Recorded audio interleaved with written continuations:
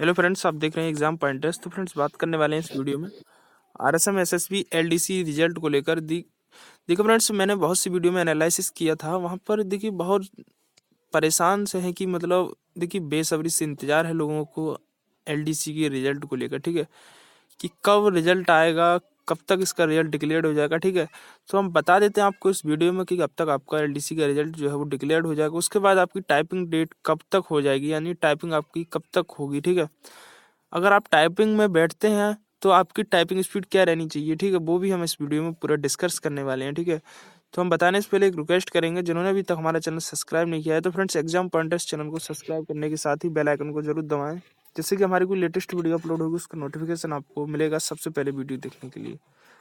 चलते हैं LDC result को लेकर। तो देखिए, हम आपको अप्रोक्सीमेट डेट बता देते हैं कि आपका राजस्थान एलडीसी 2018 का रिजल्ट जो है वो दिसंबर लास्ट में आपका, यानी कि 26 से 27-28 दिसंबर को आपका रिजल्ट जो है वो डिक्लेयर हो जाएगा।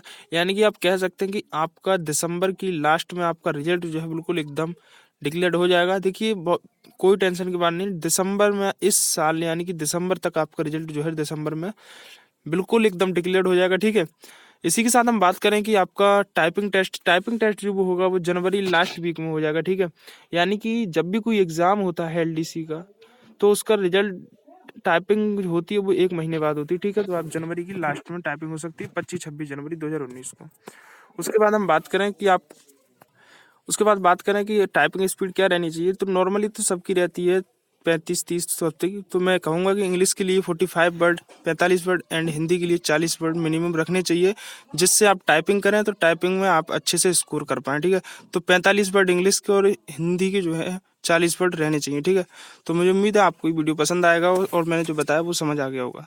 तो धन्यवाद दोस्तों, वीडियो देखने के लिए। चैनल को सब्सक्राइब और बेल आइकन को जरूर प्रेस करें हर अपडेट के लिए।